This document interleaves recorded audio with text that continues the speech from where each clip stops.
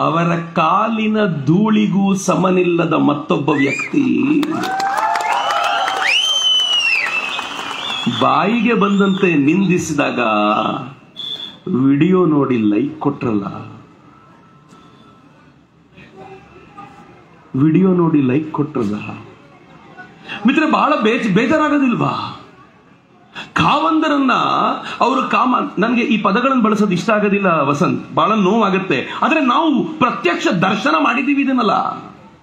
ಅವರನ್ನು ಕಾಮಾಂಧರು ಅಂತ ನಿರ್ಲಜ್ಜತೆಯಿಂದ ಕರೆಯಬೇಕಾದಾಗ ಒಬ್ಬ ವ್ಯಕ್ತಿಯ ಕುರಿತಂತೆ ಅವರಿಗಂತೂ ನಿರ್ಲಜ್ಜತೆ ಇತ್ತು ಬಿಡಿ. ಆದ್ರೆ ಈ ವಿಡಿಯೋಗಳನ್ನ ಪಾಸ್ ಮಾಡಿದವರನ್ನ ಇದ್ರೂ ಇರಬಹುದೇನೋ, ದೊಡ್ಡವರು ಏನ್ ಬೇಕಿದ್ರು ಮಾಡಬಹುದು ಅನ್ಕೊಂಡ ನಮಗೆ ಒಂದು ಕ್ಷಣವೂ ನಾಚಿಕೆ ಆಗಲಿಲ್ವಾ? ನಾವೇನು ಕಡಿಮೆ ಇಲ್ಲ. ಮೊದಲನೇ ಹೊಂಡ ನೋಡಿದ್ವಿ, ಸಿಗಬಹುದೇನೋ, ಸಿಗಲಿಲ್ಲ. ಎರಡನೇ ಹೊಂಡದಲ್ಲಿ ಸಿಗಲಿಲ್ಲ.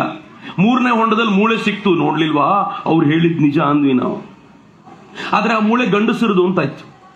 ನಾಲ್ಕನೇ ಹೊಂಡಕ್ಕೆ ಏನು ಸಿಗಲಿಲ್ಲ.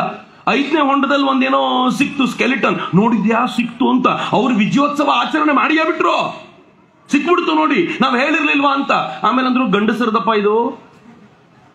ಇಲ್ಲಿ ರೇಪ್ ಆಗಿದ್ದ ಹೆಣ್ಮಕ್ಳಿಗೋ ಗಂಡಸರಿಗೋ ಮೊದ್ಲು ಹೇಳಿ.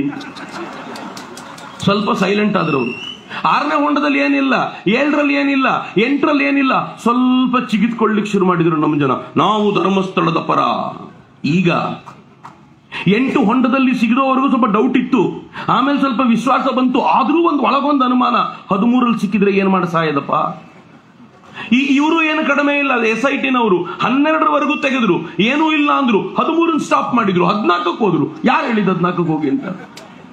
ಅವ್ರಿಗೆ ಹಠ ಇತ್ತು, ಒಂದಾದ್ರೂ ಹುಡುಕಿ ತೆಗೆದು ಬಿಡ್ತೀವಿ ಇಲ್ಲಿ ಅಂತ. 14 ಹೋದ್ರು, 15 ಹೋದ್ರು, 16 ಹೋದ್ರು, 17 ಹೋದ್ರು, ಏನೂ ಸಿಗಲಿಲ್ಲ ಅಂತಂದಾಗ ಗ್ರೌಂಡ್ ಪೆನಟ್ರೇಟಿಂಗ್ ರೆಡಾರ್ ತೆಗೆದುಕೊಂಡು ಬಂದು 20-22 ಅಡಿ ಆಳಕ್ಕೆ ಹೋಗಿ ಇನ್ನು ನೀರೇ ಸಿಕ್ಕಿಬಿಡ್ತು ಅಂದಾಗ ನಿಲ್ಲಿಸಿದ್ರು. ಆಗ ಎದ್ರು ನೋಡಿ ನಮ್ಮ ಜನ, ಅಬ್ಬಾ ನಾನಿದ್ದೇನೆ ಧರ್ಮಸ್ಥಳದ ಪರ. ಯಾಕಪ್ಪ ಈಗ ಎಲ್ಲ ಮುಗಿದ ಮೇಲೆ? ಯಾವಾಗ ಸಂಕಟ ಇತ್ತೋ ಆಗ ನಿಂತವನು ಧರ್ಮವೀರ ಅನ್ನಿಸ್ಕೊಳ್ತಾನೆ, ಸಂಕಟ ಮುಗಿದ ಮೇಲೆ ಬಂದವನು ಅವಕಾಶವಾದಿ ಅನ್ನಿಸ್ಕೊಳ್ತಾನೆ. ನಾನು ಅವಕಾಶವಾದಿಯೋ ಸಂಕಟದ ಕಾಲದಲ್ಲಿ ನಿಂತ್ಕೊಳ್ಳೋನು ಅನ್ನೋದನ್ನ ಯೋಚನೆ ಮಾಡಿ. ಹಿಂಗಾಗಿ ಒಂದು ವಿಚಾರವನ್ನು ಇವತ್ತು ಹೇಳ್ತೀನಿ. ಇವತ್ತು ಇಡೀ ದಿನದಲ್ಲಿ ನಂಗೆ ಗೊತ್ತಿಲ್ಲ ನೀವು ಮನೆಗೆ ಏನ್ ತೆಗೆದುಕೊಂಡು ಹೋಗ್ತಿರೋ, ಏನ್ ಟೇಕ್ ಹೋಮ್ ಮೆಸೇಜ್ ತೆಗೆದುಕೊಂಡು ಹೋಗ್ತಿರೋ, ಒಂದೇ ಒಂದು ಮೆಸೇಜ್ ನಾನು ಕೊಡ್ಲಿಕ್ಕೆ ಇಚ್ಛೆ ಪಡ್ತೀನಿ. ಅಕಸ್ಮಾತ್ ನೀವು ಮನಸ್ಸಿನಲ್ಲಿ ಚಕ್ರವರ್ತಿಯ ಬಗ್ಗೆ ಸ್ವಲ್ಪವಾದ್ರೂ ಗೌರವ ಇದ್ರೆ, ನಂಗೇನು ವಿಶ್ವಾಸ ಇಲ್ಲ, ವೀರೇಂದ್ರ ಹೆಗ್ಗಡೆ ಅವರನ್ನ ಬೈದಾಗ್ಲೇ ಬಾಯಿ ಮುಚ್ಕೊಂಡಿರೋ ಜನ ನಾಳೆ ಚಕ್ರವರ್ತಿಯ ಬಗ್ಗೆ ಏನಾದ್ರೂ ಕೆಟ್ಟದ್ದು ಮಾತನಾಡಿದ್ರೆ ನೀವೇನ್ ಜೊತೆಲಿ ನಿಂತ್ಕೊಳ್ತೀರಿ ಅಂತ ನಾನು ನಂಬ್ಕೊಂಡಿದ್ದೀನಿ ಅನ್ಕೊಂಡಿದ್ದೀರಾ? ದೇವರಾಣೆಗೂ ನಂಬಿಲ್ಲ. ನಾನು ನಿಮ್ಮನ್ನ ನಂಬ್ಕೊಂಡು ಹೋರಾಟ ಮಾಡಲ್ಲ. ನಾನು ಹೇಳುವಾಗ ನಿಮ್ಗೆ ಬೇಜಾರಾಗ್ತಿರ್ಬೋದು, ಇದು ನನ್ನ ಬಗ್ಗೆನೂ ನಾನು ಹೇಳ್ಕೊಳ್ತೀನಿ. ಇದನ್ನ ನಂಬ್ಕೊಂಡು ಹೋರಾಟ ಮಾಡಿದ್ರೆ ಹಿಂದುತ್ವ ಕಟ್ಲಿಕ್ಕೆ ಆಗೋದಿಲ್ಲ ಮಿತ್ರರೇ. ಹೇಗೆ ವೀರೇಂದ್ರ ಹೆಗಡೆಯವರು ಯಾರಿಲ್ದೆ ಹೋದ್ರು ನಾನೊಬ್ಬ ನನ್ನ ಪಾಡಿಗೆ ಕೆಲಸ ಮಾಡ್ತಾನೇ ಇರ್ತೀನಿ ಅಂತ ಮಾಡ್ತಾನೇ ಇದ್ರು, ಹಾಗಿದ್ದಾಗ ಮಾತ್ರ ಸಾಧ್ಯ. ಅಕಸ್ಮಾತ್ ನಿಮಗೆ ನಾವು ಈ ಪಾಳಯದಲ್ಲಿ ಇರಬಾರದು ಅನ್ನೋದು ಮನಸ್ಸಿನಲ್ಲಿದ್ರೆ ಒಂದೇ ಒಂದು ಮಂತ್ರವನ್ನ ಜಪಿಸಿ. ಏನ್ ಗೊತ್ತೇನು? ಯಾರಾದ್ರೂ ಹಿಂದೂ ಧರ್ಮವನ್ನ ಹೊಗಳಿದ್ರೆ ಕಣ್ಣು ಮುಚ್ಕೊಂಡು ಅಕ್ಸೆಪ್ಟ್ ಮಾಡಿ, ಏನೂ ಕೇಳಬೇಕು ಅಂತಿಲ್ಲ. ಹೊಗಳಿಕೆಗೆ ಯೋಗ್ಯವಾದ ಜಗತ್ತಿನ ಅತ್ಯಂತ ಶ್ರೇಷ್ಠವಾಗಿರುವ ಧರ್ಮ ನನ್ನ ಹಿಂದೂ ಧರ್ಮ, ಅನುಮಾನವೇ ಇಲ್ಲ. ಯಾರಾದ್ರೂ ಹೊಗಳಿದ್ರೆ ಬಾಯಿ ಮುಚ್ಕೊಂಡು ಒಪ್ಕೊಳ್ಳಿ. ಎರಡನೇದಿದೆ, ಇಂಪಾರ್ಟೆಂಟ್. ಯಾರಾದ್ರೂ ಹಿಂದೂ ಧರ್ಮವನ್ನ, ಹಿಂದೂ ಧರ್ಮಕ್ಕಾಗಿ ದುಡಿಯೋ ವ್ಯಕ್ತಿಗಳನ್ನ ತೆಗಳಿದ್ರೆ ಮೊದಲು ತೆಗಳಿದವನು ಯಾರು ಅಂತ ನೋಡಿ, ಅವನ ಯೋಗ್ಯತೆಯನ್ನು ಪರೀಕ್ಷೆ ಮಾಡಿ, ಅವನ ಹಿಂದೆ ಯಾರಿದ್ದಾರೆ ಅಂತ ಟೆಸ್ಟ್ ಮಾಡಿ. ಟೆಸ್ಟ್ ಮಾಡಿದ ನಂತರ ನಿಮ್ಮ ಮನಸ್ಸಿಗೆ ಒಪ್ಪಿದ್ರೆ ಆಗ ಬೇಕಿದ್ರೆ ಒಪ್ಕೊಳ್ಳಿ, ಇಲ್ಲ ಅಂದ್ರೆ ಬಿಡಿ ಅಂತ. ಈ ವಿಚಾರವನ್ನು ನೀವೇನಾದ್ರೂ ಅಕ್ಸೆಪ್ಟ್ ಮಾಡ್ತೀರಾ ಅಂತಾದ್ರೆ ಅರ್ಧ ಭಾಗ ಹಿಂದುತ್ವ ಗೆಲ್ಲುತ್ತೆ. ಇಲ್ಲದೆ ಹೋದ್ರೆ ನಮ್ ಕಥೆ ಏನಿದೆ ಗೊತ್ತಾ? ಹಿಂದೂಗಳನ್ನ ಹೊಗಳಿದ್ರೆ ಪ್ರೂಫ್ ಕೇಳ್ತೀವಿ, ಹಿಂದೂಗಳನ್ನ ಬೈದ್ರೆ ಹೇಳಿದ್ದು ಒಪ್ಕೋತೀವಿ. ಅವನು ಯಾವನೋ ಮುಲ್ಲಾ ಒಬ್ಬ ವಿಡಿಯೋ ಮಾಡಿದ, ಆ ಮುಲ್ಲಾನ ವಿಡಿಯೋಕ್ಕೆ ಲೈಕ್ ಕೊಟ್ಟವ್ರು ಯಾರು? ಮುಲ್ಲಾಗಳಲ್ಲ, ನಾವುಗಳೇ ಲೈಕ್ ಕೊಟ್ಟಿದ್ದು. ಅವನು ವಿಡಿಯೋನ ಫಾರ್ವರ್ಡ್ ಮಾಡಿದ್ ನಾವೇ. ನನಗೀಗ ಬರ್ಬೇಕಾದ್ರೆ ಒಬ್ಬ ಆಕ್ಟರ್ ಫೋನ್ ಮಾಡ್ತಾರೆ, ಫೋನ್ ಮಾಡಿ ಹೇಳ್ತಾರೆ, ಸರ್ ಇಂಥ ಒಬ್ಬ ಆಕ್ಟ್ರೆಸ್ ಆ ಮುಲ್ಲಾನ ವಿಡಿಯೋಗಳನ್ನ ಪ್ರತಿನಿತ್ಯ ತನ್ನ ಸ್ಟೋರಿಯಲ್ಲಿ ಇಡ್ತಾಳೆ. ಯಾರಾಕೆ? ನಮ್ಮವ್ರೆ. ನಾನು ಕೇಳಿದೆ ಈಗೇನ್ ಮಾಡ್ತಿದ್ದಾರೆ? ಈಗ ಇದ್ರ ಪರವಾಗಿ ಮಾತನಾಡೋದಂತೂ ಇಲ್ಲ, ಅವನು ಪರವಾಗಿ ಇಲ್ಲ, ಅಷ್ಟೇ ನ್ಯೂಟ್ರಲ್. ಈಗ ನ್ಯೂಟ್ರಲ್. ಸತ್ಯ ಹೊರಗೆ ಬಂದಾಗ ನ್ಯೂಟ್ರಲ್, ಸುಳ್ಳಿನ ವಿಚಾರ ಇದ್ದಾಗ ಪರವಾಗಿರೋದು. ಇದು ನಮ್ಮ ಯೋಗ್ಯತೆನಾ? ಮಿತ್ರ, ಇವತ್ತು ನಮ್ಮನ್ನು ನಾವು ಬದಲಾಯಿಸಿಕೊಳ್ಳದೆ ಹೋದ್ರೆ ಬಹಳ ಕಷ್ಟ ಇದೆ. ಇದು ಇವತ್ತಿನ ನೆನ್ನೆಯ ಘಟನೆ ಅಲ್ಲ. ನಾನು ಬಹಳ ಸಂಗತಿಗಳ ನಿಮ್ ಜೊತೆ ಈ ವಿಚಾರಕ್ಕೋಸ್ಕರ ಹಂಚಿಕೊಳ್ಬೇಕು. ಸದ್ಗುರುವಿನ ಮೇಲೆ ಅಟ್ಯಾಕ್ ಆಯ್ತು, ತುಂಬಾ ಜನ ಅಟ್ಯಾಕ್ ಆಯ್ತು ಅಂತ ಮಾತನಾಡಿದ್ರು. ಏನ್ ಅಟ್ಯಾಕ್ ಆಯ್ತು ಅಂತ ಯಾರು ಹೇಳ್ತಿಲ್ಲ. ಸದ್ಗುರು ಒಬ್ಬ ಯೋಗ ಗುರುವಾಗಿದ್ದಾಗ, ಸದ್ಗುರು ಸ್ವಲ್ಪ ದೊಡ್ಡ ಆಶ್ರಮವನ್ನೆಲ್ಲ ಕಟ್ಟಿದಾಗ ಒಂದು ಇಂಗ್ಲಿಷ್ ಪತ್ರಿಕೆ ಏನ್ ಬರೀತು ಗೊತ್ತಾ? ಸದ್ಗುರು ಆಶ್ರಮಕ್ಕೆ ಹೋಗಿ ಯಾರು ಯೋಗದಲ್ಲಿ ಭಾಗಿಯಾಗ್ತಾರೋ ಸದ್ಗುರು ಅವ್ರ ಕಿಡ್ನಿ ಕದೀತಾರೆ ಅಂತ. ಅವ್ರು ಮಲ್ಕೊಂಡಿರ್ತಾರೆ, ಅವ್ರ ನಿದ್ದೆಯಲ್ಲಿರುವಾಗ ಅರಿವಳಿಕೆ ಮದ್ದು ಕೊಟ್ಟು ಕಿಡ್ನಿ ಕದೀತಾರೆ ಅಂತ. ಆ ಪತ್ರಿಕೆಯ ಆಧಾರವಾಗಿ ಇಟ್ಕೊಂಡು ಇಲ್ಲಿನ ಕೆಲವು ಪತ್ರಕರ್ತರು ಬಂದು ಕೇಳಿದ್ರು, ಸದ್ಗುರುಗಳೇ ನೀವು ಕಿಡ್ನಿ ಕದೀತೀರಾ ಅಂತ ಹೇಳ್ತಾರೆ, ಎಕ್ಸ್ಪೋರ್ಟ್ ಮಾಡ್ತೀರಾ ಅದನ್ನ? ಸದ್ಗುರು ಏನು ಉತ್ತರ ಕೊಟ್ಟರು ಗೊತ್ತಾ? ನಂಗೆ ಅದಕ್ಕೆ ಬಹಳ ಇಷ್ಟ ಆಗ್ತಾರೋ ಅವ್ರು ಹೇಳಿದ್ರು, ಇಲ್ಲ ನನಗೆ ಬೆಳಗ್ಗೆ ಬ್ರೇಕ್ಫಾಸ್ಟ್ಗೆ ಕಿಡ್ನಿಗಳು ಸಾಕಾಗೋದಿಲ್ಲ, ಇನ್ನು ಎಕ್ಸ್ಪೋರ್ಟ್ ಯಾವಾಗ ಮಾಡ್ಲಿ, ಅದಕ್ಕೆ ನಾನು ಎಕ್ಸ್ಪೋರ್ಟ್ ಮಾಡೋದಿಲ್ಲ ಅಂತ ಸದ್ಗುರು ಮಾತ್ರ ಹೇಳ್ಬೋದಾಗಿರುವಂತ ಮಾತದು. ಸದ್ಗುರು ಅದಕ್ಕೆ ಸದ್ಗುರು ಬಗ್ಗಲಿಲ್ಲ. ಜನ ಅವ್ರು ಹೇಳ್ತಾರೆ, ನನ್ನ ಆಶ್ರಮಕ್ಕೆ ಹಾಲು ಕೊಡುವವನು ಕೂಡ ಒಂದು ಕಾಲದಲ್ಲಿ ಬರ್ತಿರ್ಲಿಲ್ಲ, ದೂರದಲ್ಲಿ ನಿಂತ್ಕೊಂಡು ಹಾಲು ಕೊಟ್ಟು ಹೋಗ್ತಿದ್ದ. ಯಾಕಪ್ಪ ಹಂಗ್ ಮಾಡ್ತೀಯ ಅಂತ ಕೇಳಿದ್ರೆ, ಒಳಗ್ ಬಂದೆ ಸದ್ಗುರುಗಳು ಕಿಡ್ನಿ ಕದೀತಾರೆ ಅಂತ ನಂಬಿಸ್ಬಿಟ್ಟಿದ್ರು ಅಂತ. ಯಾವಾಗ ಜನರಿಗೆ ನಿಧಾನವಾಗಿ ಅದು ದೂರ ಆಯ್ತೋ, ಎಲ್ರು ಬರ್ಲಿಕ್ಕೆ ಶುರು ಮಾಡಿದ್ರು, ಸದ್ಗುರು ಆಶ್ರಮಕ್ಕೆ ಹೋದವ್ರನ್ನ ರೇಪ್ ಮಾಡ್ತಾರೆ ಅನ್ಲಾಯ್ತು. ಯಾರ್ಯಾರು ಯೋಗ ಮುಗಿಸ್ಕೊಂಡು ಬಂದು ವಿದೇಶಗಳಿಗೆಲ್ಲ ಹೋಗ್ತಿದ್ರೋ ಅವ್ರಿಗೆ ಫೋನ್ ಮಾಡಿ ಹೇಳ್ತಿದ್ರಂತೆ, ರೇಪ್ ಆಯ್ತು ಅಂತ ಹೇಳ್ಬಿಡ್ರಲ್ಲ, ನೀವು ವಿದೇಶದಲ್ಲಿದ್ದೀರಾ, ನೀವೇನ್ ವಿಚಾರಣೆಗೆ ಬರಬೇಕು, ನೀವು ಒಬ್ರು ಹೇಳಿ ಸಾಕು, ಇವ್ರ ಕತೆ ಮುಗಿಸ್ತೀವಿ ನಾವು ಅಂತ. ಏನ್ ಜನ ರೀ! ಆದ್ರೆ ಎಲ್ಲ ಆರೋಪಗಳಿಂದಲೂ ಸದ್ಗುರು ಮುಕ್ತವಾದ್ರು ನಮ್ಗೆ ಯಾರಿಗೂ ಗೊತ್ತೇ ಇಲ್ಲ. ಸದ್ಗುರು ರೈನ್ ಫಾರೆಸ್ಟ್ ಅನ್ನ ಲೂಟಿ ಮಾಡಿದ್ರು, ಸದ್ಗುರು ಅದು ಮಾಡಿದ್ರು, ಏನು ಗೊತ್ತೇ ಆಗ್ಲಿಲ್ಲ. ರವಿಶಂಕರ್ ಗುರೂಜಿ ಅವರು ಜಮೀನನ್ನ ಕಬಳಿಸೋದ್ರಲ್ಲಿ ನಿಸ್ಸೀಮರು ಅಂತ ಹೇಳಿದ್ರು. ಅವ್ರ ಜೊತೆಯಲ್ಲಿರೋರ್ನ ನಾನು ಮಾತನಾಡಿಸಿದ್ರೆ ಹೇಳ್ತಾರೆ, ಸರ್ 1 ಇಂಚು ಜಮೀನು ಬೇರೆಯವ್ರದಿಲ್ಲ ಸರ್, ಇಲ್ಲಿ ಎಲ್ಲ ಮೋಸ, ಎಲ್ಲ ಸುಳ್ಳು ಹೇಳ್ತಾರೆ. ಯಾರು ಮಾಡಿದ್ರು ಈ ಪ್ರಾಪಗೆಂಡಾ? ರವಿಶಂಕರ್ ಗುರೂಜಿ ಬಗ್ಗೆ ಅವ್ರ ಮೇಲಿರುವಂತ ಎಲ್ಲ ಅಪವಾದಗಳು ದೂರವಾಯ್ತು, ನಮ್ಗೆ ಯಾರಿಗೂ ಗೊತ್ತಾಗಲಿಲ್ಲ, ನಾವು ಇಷ್ಟಲ್ಲೇ ಉಳ್ಕೊಂಡ್ವಿ. ಶಬರಿಮಲೆಗೆ ಒಬ್ಬ ಆಕ್ಟಿವಿಸ್ಟ್ ಬರ್ತಾಳೆ, ನಾನು ಶಬರಿಮಲೆಗೆ ಹೋಗ್ತೀನಿ, ಹೆಣ್ಮಕ್ಳಿಗೆ ಯಾಕೆ ಅವಕಾಶ ಕೊಡೋದಿಲ್ಲ ಅಂತ ಹೇಳಿ ಇಡೀ ದೇಶದಲ್ಲಿ ಶಬರಿಮಲೆ ಕುರಿತಂತೆ ಒಂದು ಚರ್ಚೆ ಶುರುವಾಗುತ್ತೆ. ಹೊಸ ಪೀಳಿಗೆಯ ತರುಣರು ಹೆಣ್ಮಕ್ಳಿಗೆ ಯಾಕೆ ಅವಕಾಶ ಇಲ್ಲ ಅಂತ ಮಾತಾಡುವಂತ ಪರಿಸ್ಥಿತಿ ಬರುತ್ತೆ. ಶಬರಿಮಲೆ ಅರ್ಧ ದಕ್ಷಿಣವನ್ನ ತನ್ನ ತೆಕ್ಕೆಯಲ್ಲಿ ಹಿಡ್ಕೊಂಡಿದೆ. ಇದರ ಮೇಲಿನ ಶ್ರದ್ಧೆಯನ್ನ ತೆಗೆದುಹಾಕ್ಲಿಲ್ಲ ಅಂತಂದ್ರೆ ದಕ್ಷಿಣ ಭಾಗವನ್ನ ಇಸ್ಲಾಮೈಸು ಕ್ರಿಶ್ಚಿಯನೈಸ್ ಮಾಡೋದು ಕಷ್ಟ ಅಂತ ತುಂಬಾ ಚೆನ್ನಾಗಿ ಗೊತ್ತಿದೆ ಅವರಿಗೆ. ಶನಿ ಶಿಂಗಣಾಪುರ ಲಕ್ಷಾಂತರ ಜನ ಭಕ್ತರು ಹೋಗ್ತಾರೆ. ಅದಕ್ಕೆ ನಮಗೊಂದು ಶ್ರದ್ಧೆ ಇದೆ, ಭಯ ಇದೆ. ಶನಿಯನ್ನ ಕಂಡಾಗ, ಶನಿ ಮಹಾತ್ಮನನ್ನ ಕಂಡಾಗ ಅಲ್ಲಿಗೆ ಹೋಗ್ತಾರೆ. ಅದರ ಭಾವನೆಯನ್ನು ಕೆರಳಿಸಬೇಕು ಅಂತ ಭೂಮಾತಾ ಬ್ರಿಗೇಡ್ ಅಂತ ಮಾಡಿಕೊಂಡು ಒಂದು ಹೆಣ್ಣು ಮಗಳು ನಾನು ಶನಿ ಮಂದಿರಕ್ಕೆ ನುಗ್ಗುತ್ತೀನಿ ಅಂತ ತಂದೊಂದು 200-300 ಕಾರ್ಯಕರ್ತರನ್ನು ಕರ್ಕೊಂಡು ನುಗ್ತಾಳೆ.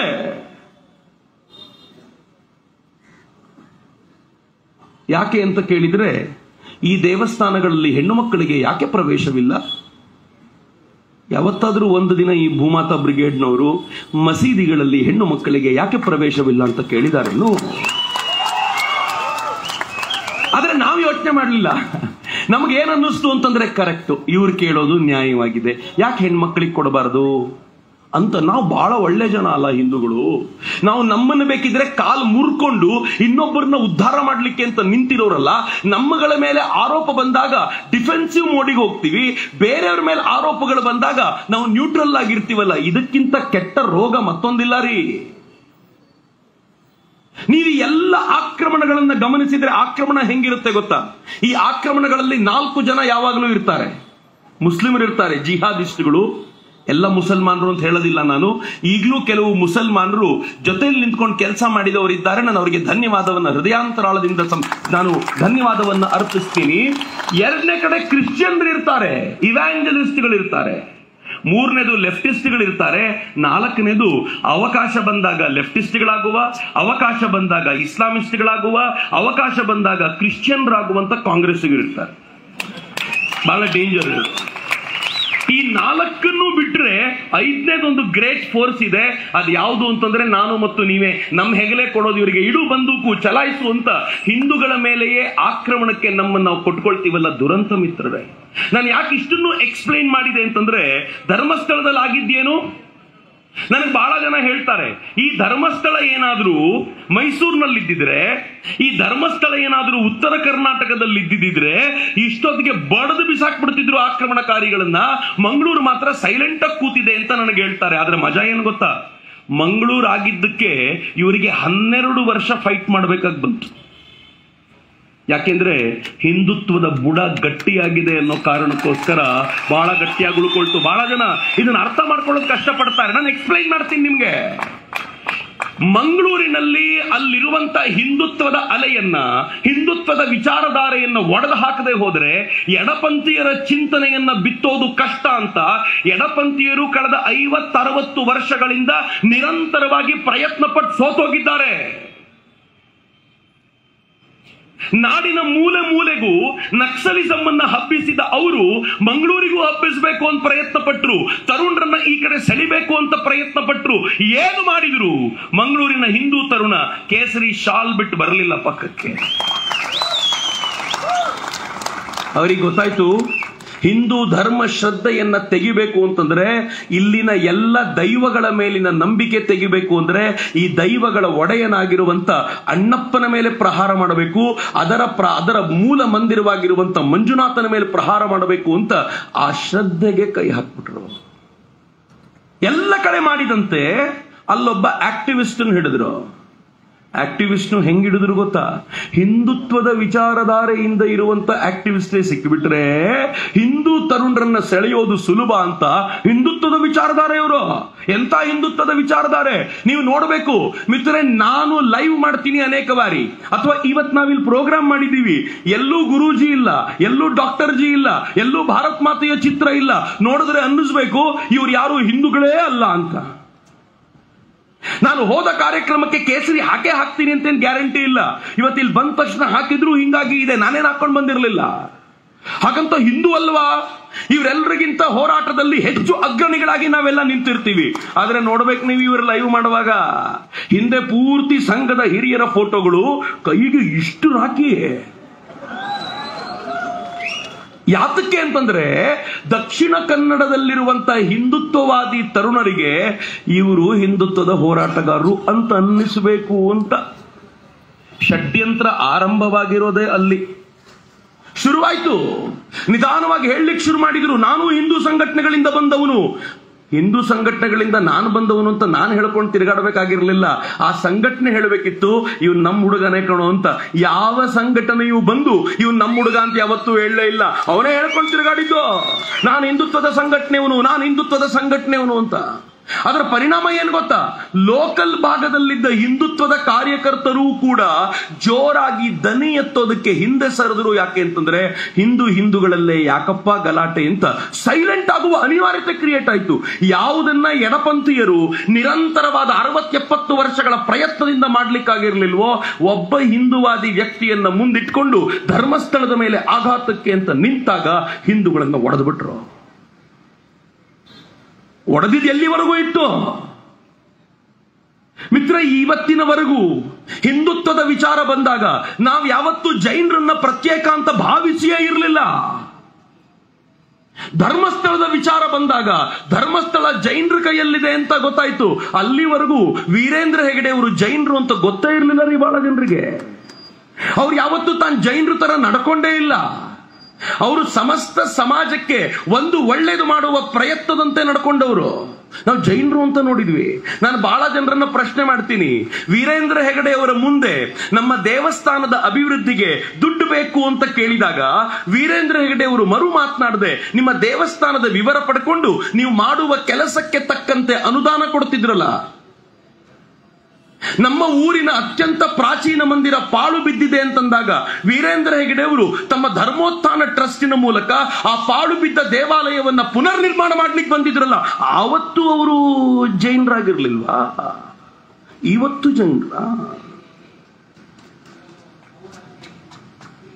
ವೀರೇಂದ್ರ ಹೆಗಡೆಯವರು ಈ ನಾಡಿನ ಮಕ್ಕಳಿಗೆ 70,000 ಮಕ್ಕಳಿಗೆ ಪ್ರತಿ ತಿಂಗಳು ಸ್ಕಾಲರ್ಶಿಪ್ ಕೊಟ್ಟು ವರ್ಷಕ್ಕೆ 50 ಕೋಟಿ ರೂಪಾಯಿನ ಈ ನಾಡಿನ ಮಕ್ಕಳಿಗೋಸ್ಕರ ಖರ್ಚು ಮಾಡ್ತಾರಲ್ಲ, ಜೈನರಿಗೋಸ್ಕರ ಮಾಡ್ತಾರೇನ್ರಿ? ವೀರೇಂದ್ರ ಹೆಗಡೆ ಅವರು ನಮ್ಮ ಊರಿಗೆ ಬಂದು ನಮ್ಮ ಊರಿನ ಕೆರೆಗಳನ್ನ ಕ್ಲೀನ್ ಮಾಡುವಾಗ ಇದು ಜೈನರ ಕೆರೆ ಅಂತ ಕ್ಲೀನ್ ಮಾಡಿದ್ರ ಅಥವಾ ಈ ಕೆರೆ ಊರಿಗೆ ಸೇರಿದ್ದು ಅಂತ ಕ್ಲೀನ್ ಮಾಡಿದ್ರ? ಶಬಾಷ್, ಎಷ್ಟು ಬೇಗನೆ ಅವ್ರನ್ನ ಜೈನರು ಅಂತ ಸೆಪರೇಟ್ ಮಾಡಿದ್ವಲ್ರಿ. ನಿನ್ನೆ ಯಾರೋ ಹುಡುಗ ನನಗೆ ಪ್ರಶ್ನೆ ಕೇಳ್ತಿದ್ದ, ಧರ್ಮಸ್ಥಳದಲ್ಲಿ ಬಾಹುಬಲಿ ಯಾಕೆ ಪಕ್ಕಕ್ಕಿದ್ದಾನೆ, ನಂಗೆ ಬಾಹುಬಲಿ ಕಂಡ್ರೆ ಆಗೋದಿಲ್ಲ, ಇರಬಾರ್ದಾಗಿತ್ತಲ್ವಾ ಅಲ್ಲಿ ಅಂತ. ಎಂತ ಬೀಜ ಹುಟ್ಟಾಕ್ಬಿಟ್ರು. ನಾವ್ ಯಾವತ್ತೂ ಯಾರನ್ನ ಹಿಂದೂ, ಬೌದ್ಧ, ಸಿಖ್ ಅಂತ ನೋಡ್ಲಿಲ್ಲ. ಎಂತ ವಿಚಿತ್ರ ಅಂತಂದ್ರೆ ವೀರೇಂದ್ರ ಹೆಗಡೆಯವರು ಜೈನರು, ಅದಕ್ಕೆ ವೀರೇಂದ್ರ ಹೆಗಡೆಯವರ ವಿರುದ್ಧ ಮಾತನಾಡಬಹುದು. ಆದ್ರೆ ಯಾರು ವೀರೇಂದ್ರ ಹೆಗಡೆಯವರ ವಿರುದ್ಧ ಒಂದು ವಿಡಿಯೋ ಮಾಡಿದ್ನೋ ಅವನು ಮುಲ್ಲಾ ಅಂದ್ರೆ ಇಲ್ಲಿ ಯಾಕೆ ಜಾತಿ ತರ್ತೀರಿ? ಅಬಾಬಾಬಾಬಾಬಾ, ಏನು ವಿಶಾಲ ಹೃದಯ ನಮ್ದು. ಮುಲ್ಲಾನ ಬಗ್ಗೆ ಮಾತನಾಡಿದ್ರೆ ಇಲ್ಲಿ ಜಾತಿ ಯಾಕೆ? ವೀರೇಂದ್ರ ಹೆಗಡೆಯವರು ಮಾತ್ರ ಜೈನರು. ಆಲೋಚನೆಯ ಕ್ರಮ ಸತ್ತೋಗಿದ್ಯಾ ನಮ್ದು? ಏನಾಗಿದೆ ನಮ್ಮ ತಲೆಗೆ? ಏನ್ ತುಂಬಿಕೊಂಡಿದೀವಿ ತಲೆ ಒಳಗೆ? ಆಲೋಚನೆ ಮಾಡುವಟ್ಟು ನಮ್ಗೆ ಆ ಚಿಂತನೆಯ ಪ್ರಕಾರವೂ ಗೊತ್ತಿಲ್ವಲ್ಲ. ಮಿತ್ರ, ಯಾವಾಗ ಈ ವ್ಯಕ್ತಿನ ಬಳಸ್ಕೊಂಡು ಇವ್ರು ಆಕ್ರಮಣ ಶುರು ಮಾಡಿದ್ರು, ಸೌಜನ್ಯನ ಹೆಸರು ತಗೊಂಡು ಬಂದ್ರು. ಆ ಹೆಣ್ಣು ಮಗಳಿಗೆ ನ್ಯಾಯ ಸಿಗಬೇಕು ಅಂತ ಈ ಹೋರಾಟಗಾರರು ಏನಿದ್ದಾರಲ್ಲ, ಅದಕ್ಕಿಂತ 1000 ಪಟ್ಟು ಹೆಚ್ಚು ಆಗ್ರಹ ಇಲ್ಲಿರುವ ನಮ್ದೆಲ್ಲರದು ಇದೆ. ಸೌಜನ್ಯನಿಗೆ ನ್ಯಾಯ ಸಿಗಬೇಕು. ಯಾರು ತಪ್ಪು ಮಾಡಿದ್ದಾರೋ ಶಿಕ್ಷೆ ಆಗಬೇಕು. ಅದಕ್ಕೆ ಏನಾಗಬೇಕು? ಸೌಜನ್ಯ ಅವರ ಅಮ್ಮ ಇನ್ನೊಂದು ರಿಟ್ ಪಿಟಿಷನ್ ನ ಕೊಡಬೇಕು, ಸುಪ್ರೀಂ ಕೋರ್ಟಿಗೆ ಹೋಗಬೇಕು. ಸೌಜನ್ಯ ಅವರ ಅಮ್ಮ ಬರ್ತೀರಿ ಅಂತಾದ್ರೆ ನಾನು ನಿಮ್ಮೆಲ್ಲರನ್ನೂ ಜೊತೆಯಲ್ಲಿ ಕರ್ಕೊಂಡು ಬರ್ತೀನಿ ಅಂತ ಮಾತು ಕೊಡ್ತೀನಿ. ಬರ್ತೀರಿ? ಎಲ್ಲರೂ ಬರ್ತೀರಿ? Yes, very good. ನಾನು ಮಾಧ್ಯಮಗಳ ಮೂಲಕ ಹೇಳಲಿಕ್ಕೆ ಇಚ್ಛೆ ಪಡ್ತೀನಿ. ಓಪನ್ ಚಾಲೆಂಜ್ ಆ ತಾಯಿನ ರಿಕ್ವೆಸ್ಟ್ ಮಾಡ್ಕೊಳ್ತೀನಿ, ಅಮ್ಮ, ಇದು ಬೀದಿಯಲ್ಲಿ ಮಾಡಬೇಕಾಗಿರೋ ಗಲಾಟೆ ಅಲ್ಲ. ಒಂದು ಹೆಣ್ಣು ಮಗಳು, ರೇಪ್ ಆದ ಹೆಣ್ಣು ಮಗಳ ಚಿತ್ರ ಕೂಡ ತೋರಿಸಬಾರದು ಅಂತ ನಮ್ಮಲ್ಲಿ ನಿಯಮ ಇದೆ. ಅಂಥದ್ರಲ್ಲಿ ಒಂದು ಹೆಣ್ಣು ಮಗಳ ರೇಪ್ ಆಗಿದ್ದನ್ನ ಊರು ತುಂಬ ಈ ತರ ಚರ್ಚೆ ಮಾಡ್ತಿರೋದು ಒಳ್ಳೇದಲ್ಲ. ಸುಪ್ರೀಂ ಕೋರ್ಟ್ಗೆ ಹೋಗೋಣ, ಒಂದು ರಿಟ್ ಅರ್ಜಿ ಸಲ್ಲಿಸೋಣ. ನಮ್ಮ ಹತ್ರ ಇರೋ ಹೊಸದ್ ಮೊನ್ನೆ ಒಂದು ಆಡಿಯೋ ಬಂದಿದೆಯಲ್ಲ, ಆಕೆನ ಕಾರಿಗೆ ಹತ್ತಿಸ್ಕೊಂಡು ಹೋಗ್ತಿರೋದು ನಾನೇ ನೋಡಿದೆ ಅಂತ ಹೇಳಿರುವಂತ ಆಡಿಯೋ ಬಂದಿದೆಯಲ್ಲ, ಇದೇ ಆಡಿಯೋ ಯಾರು ಹೇಳಿದ್ದು, ಯಾರಿಗೆ ಹೇಳಿದ್ದು, ಅವರನ್ನು ಕರ್ಕೊಂಡು ಹೋಗೋಣ. ಸುಪ್ರೀಂ ಕೋರ್ಟಿನ ಮುಂದೆ ನಿಂತ್ಕೊಳ್ಳೋಣ. ಮಿತ್ರ, ಇವತ್ತು ನಿರ್ಣಯ ಆಗಬಿಡ್ಲಿ. ನಾನು ಸಾಕ್ಷಿ ಇದೆ ಅಂತ ಜೇಬಲ್ಲಿ ಇಟ್ಕೊಂಡ್ರು, ಮೊಬೈಲಲ್ಲಿ ಇಟ್ಕೊಂಡ್ರು ಇದಾರಲ್ಲ. ನಾನು ಬೆಳತಂಗಡಿಯವ್ರನ್ನ, ಉಜಿರೆಯವ್ರನ್ನ ಕೇಳ್ತೀನಿ, ಒಂದ್ಸಲ ಮೊಬೈಲ್ ಕದ್ದು ಬಿಡ್ರಲ್ಲ. ಅದು ಮೊಬೈಲ್ ಕದ್ದು ಸ್ಟೇಷನ್ಗೆ ಕೊಟ್ಬಿಡಿ. ಸರ್, ಇಡೀ ಪ್ರಕರಣಕ್ಕೆ ಸಂಬಂಧಪಟ್ಟ ಎಲ್ಲ ರಿಪೋರ್ಟ್ ಇದರಲ್ಲಿದೆ, ನಾವು ಗೆಲ್ತೀವಿ, ದಯವಿಟ್ಟು ಇದನ್ನು ಹುಡುಕಿ ಅಂತ ಹೇಳ್ರಲ್ಲ. ಮಿತ್ರ, ನಾವೆಲ್ಲರೂ ಒಟ್ಟಿಗೆ ಸೇರೋಣ. ಬಹುಶಃ ಇವತ್ತಿನ ನಿರ್ಣಯಗಳಲ್ಲಿ ಇದು ಒಂದು ಅಘೋಷಿತವಾದ ನಿರ್ಣಯ. ನಿಮ್ಮ ನಿರ್ಣಯ ಬೇರೆ, ಅವರು ಹೇಳ್ತಾರೆ. ಆದ್ರೆ ನಾವು ಒಕ್ಕೊರಳಿನ ದನಿಯಿಂದ ನಿರ್ಣಯ ಮಾಡೋಣ. ಸೌಜನ್ಯ ಅವರ ಅಮ್ಮ ನಮ್ಮ ನೇತೃತ್ವ, ಆಕೆನ ಕರ್ಕೊಂಡು ಸುಪ್ರೀಂ ಕೋರ್ಟಿಗೆ ಹೋಗಿ ಅಲ್ಲಿ ಎಲ್ಲ ವರದಿಗಳನ್ನ ಮುಂದಿಟ್ಟು ಮತ್ತೊಮ್ಮೆ ಈ ಕೇಸ್ ಓಪನ್ ಮಾಡಿಸೋಣ. ಅದು ಯಾರು ಸೌಜನ್ಯ ಹತ್ಯೆ ಮಾಡಿದಾರೋ ನೋಡೇ ಬಿಡೋಣ. ಈಗೇನ್ ಹೇಳ್ತಾರೆ ಗೊತ್ತಾ? ನಮಗೆ ನ್ಯಾಯದ ಮೇಲೆ ನಂಬಿಕೆ ಇಲ್ಲ. ಮತ್ತೆ ನ್ಯಾಯ ಎಲ್ಲಾಗಬೇಕು? ಬೀದಿಯಲ್ಲಾಗಬೇಕು. ಆ ಬೀದಿಯಲ್ಲಾಗೋ ನ್ಯಾಯದ ಮೇಲೆ ಇವರಿಗೆ ನಂಬಿಕೆ. ಮತ್ತು ಆ ಬೀದಿಯಲ್ಲಾಗೋ ನ್ಯಾಯ ಹೆಂಗಿರುತ್ತೆ ಗೊತ್ತಾ? ಹೊಲಸು ಪದಗಳಿಂದ ಒಬ್ಬರನ್ನ ನಿಂದಿಸಿ ನ್ಯಾಯ ತಗೊಳ್ಳೋದು ನ್ಯಾಯ ಅಂತಾರೇನ್ರಿ? ಯಾವಾಗ ಸೌಜನ್ಯ ಪ್ರಕರಣ ಈ ಹಿಂದುತ್ವವಾದಿಯ ಮೂಲಕ ತೆಗೆದುಕೊಂಡು ಹೋಗಿದ್ದು ಹಳ್ಳ ಹಿಡಿಲಿಕ್ಕೆ ಶುರುವಾಯ್ತೋ, ಸಾಕಾಗಲಿಲ್ಲ ಅಂತ ಗೊತ್ತಾಯ್ತು, ಇವ್ರು ಏನ್ ಮಾಡಿದ್ರು ಗೊತ್ತಾ? ನಿಧಾನವಾಗಿ ಸ್ವಲ್ಪ ಬುದ್ಧಿ ಮತ್ತೆ ಇವರಿಗಿಂತ ಜಾಸ್ತಿ ಇರೋ ಮತ್ತೊಬ್ಬನನ್ನು ಕರ್ಕೊಂಡು ಬಂದು ಸೇರಿಸಿ ದಿನ ಬೆಳಗಾದ್ರೆ ಮಾತನಾಡ್ಲಿಕ್ಕೆ ಹಚ್ಚಿದ್ರು. ಸೌಜನ್ಯನನ್ನ ಪಕ್ಕಕ್ಕಿಟ್ರು. ದಿನ ಬೆಳಗಾದ್ರೆ ಹೊಸದೊಂದು ಕತೆ ತಗೊಂಡ್ ಬಂದ್ರು. ನಾವು ಮೊದಲು ಸೌಜನ್ಯನಿಗಾಗಿ ಹೋರಾಟ ಅಂತ ಮಾಡ್ತಿದ್ದವರು ಆ ಹೊಸ ಕಥೆಗಳನ್ನು ನಂಬ್ತಾ ಹೋದ್ವಿ. ಧರ್ಮಸ್ಥಳದಲ್ಲಿ ಯಾರೇ ಸತ್ರು ಅದನ್ನ ಮಾಡಿಸಿದವರು ದೊಡ್ಡ ಮನೆಯವರು, ಯಾರು ಮಾಡಿಸಿದ್ರು ದೊಡ್ಡವರು. ಧರ್ಮಸ್ಥಳದಲ್ಲಿ ಯಾರೇ ತೀರಿಕೊಂಡ್ರು, ಯಾರೇ ಹೋದ್ರು, ನೆನ್ನೆ ನನ್ನ ಹತ್ರ ಬಂದು ಹೇಳಿದ್ದ ಸಾಕ್ಷಿ ಹೇಳ್ತೀನಿ ಅಂತ, ಇವತ್ತು ಸಾಯಿಸ್ಬಿಟ್ರು ನೋಡಿದ್ರಾ? ಹಿಂಗೆ ಹೇಳಲಿಕ್ಕೆ ಶುರು ಮಾಡಿದ್ರು. ನಾವು ನಂಬ್ತಾ ಹೋದ್ವಿ. ಕೊನೆಗೆ ಎಲ್ಲಿವರೆಗೂ ಅಂತಂದ್ರೆ ಈ ವ್ಯಕ್ತಿಯಿಂದಲೂ ಕೂಡ ನ್ಯಾಯ ಕೊಡಿಸ್ಲಿಕ್ಕೆ ಆಗ್ತಾ ಇಲ್ಲ, ಅಥವಾ ತಾವು ಅನ್ಕೊಂಡಂತೆ ಧರ್ಮಸ್ಥಳವನ್ನ ಅಥವಾ ದಕ್ಷಿಣ ಕನ್ನಡವನ್ನ ಲೆಫ್ಟಿಸ್ಟ್ ಲಿಬರಲ್ಗಳ ಅಡ್ಡ ಮಾಡ್ಲಿಕ್ಕೆ ಆಗ್ತಾ ಇಲ್ಲ ಅಂತ ಗೊತ್ತಾದಾಗ ಇವ್ರು ಕೊನೆಗೆ ಮೊರೆಗೆ ಹೋಗಿದ್ದು ಯಾರಿಗೆ ಗೊತ್ತಾ? ಸ್ವತಃ ಇವರುಗಳೇ ಬೀದಿಗೆ ಬಂದಿಳಿದ್ರು. ಇವ್ರನ್ನ ನಂಬಲಿಕ್ಕೆ ಆಗೋದಿಲ್ಲ ಅಂತ ಬೀದಿಗೆ ಬಂದು ಹೇಳಿದ್ರು. ಒಬ್ಬರಾದ್ಮೇಲೆ ಒಬ್ರು ಬಂದ್ರು. ಸ್ಟ್ಯಾನ್ಲಿ ಬಂದ ನಂತರ ಎಲ್ಲಿವರೆಗೂ ಕೆಲವು ಪತ್ರಕರ್ತರು ಬಂದ್ರು, ಲೆಫ್ಟಿಸ್ಟ್ ಲಿಬರಲ್ಗಳ ಪ್ರಮುಖರಾಗಿರುವಂತ ಕೆಲವು ವಕೀಲರು ಬಂದ್ರು. ಎಲ್ಲರೂ ತಾವಾಗಿ ನಿಂತರು. ಮಿತ್ರ, ನಿಮ್ಗೆ ಆಶ್ಚರ್ಯ ಅನ್ಸುತ್ತೆ, ಈ ಅಜ್ಜಿಯ ಪ್ರಕರಣ ನಡೀತಲ್ಲ, ಸೆಂಥಿಲ್ ಹೆಸರನ್ನ ಅವ್ರು ಹೇಳಿ ಆಯ್ತು.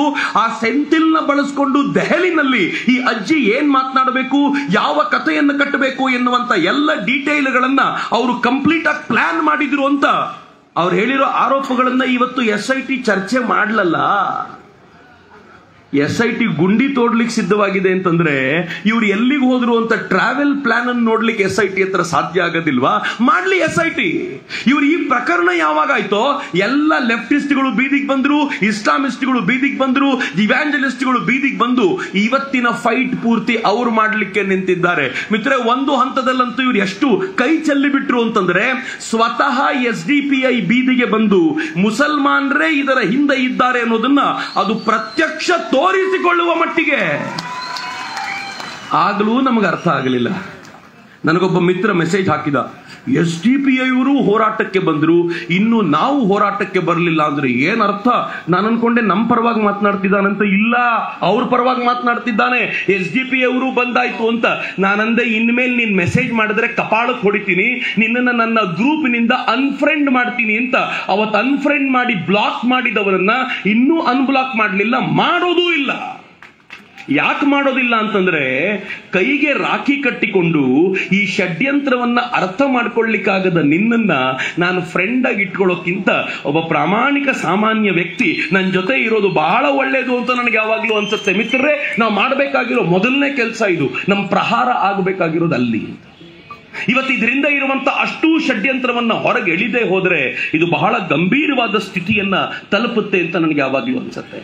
ಬಹಳ ಜನ ನಂಗೆ ಪದೇ ಪದೇ ಪ್ರಶ್ನೆ ಕೇಳ್ತಾರೆ, ಧರ್ಮಸ್ಥಳವೇ ಯಾಕೆ ಇವರ ಕೇಂದ್ರ, ಯಾಕೆ ಇವರ ಅಟ್ಯಾಕಿಗೆ ಗುರಿ ಆಗುತ್ತೆ ಅಂತಂದ್ರೆ, ನಾನು ಒಂದ್ಸಲ ಒಬ್ಬ MP ಅವರ ಜೊತೆ ಮಂಗಳೂರಿನಲ್ಲಿ ಮಾತನಾಡ್ತಾ ಕೂತಾಗ ಅವ್ರನ್ನ ಕೇಳಿದೆ, ದಕ್ಷಿಣ ಕನ್ನಡದಲ್ಲಿ ಇಷ್ಟೆಲ್ಲ ನೀವು ಮಾಡ್ತೀರಾ, ಎಷ್ಟು ಕೆಲಸ ಮಾಡ್ತೀರಾ, ದೇವಸ್ಥಾನಗಳ ಜೀರ್ಣೋದ್ಧಾರ ಆಗುತ್ತೆ, ಬ್ರಹ್ಮಕಲಶ ಆಗುತ್ತೆ, ಹೊಸ ಹೊಸ ದೇವಸ್ಥಾನಗಳ ನಿರ್ಮಾಣ ಆಗುತ್ತೆ, ಭೂತದ ಕೋಲ ಆಗುತ್ತೆ, ದೈವದ ಕೆಲಸ ಆಗುತ್ತೆ, ಇಷ್ಟೆಲ್ಲ ಕೆಲಸ ನಡೆಯುತ್ತಲ್ಲ, ಎಷ್ಟು ಖರ್ಚು ಮಾಡಬಹುದು ಪ್ರತಿ ವರ್ಷ ಅಂತ.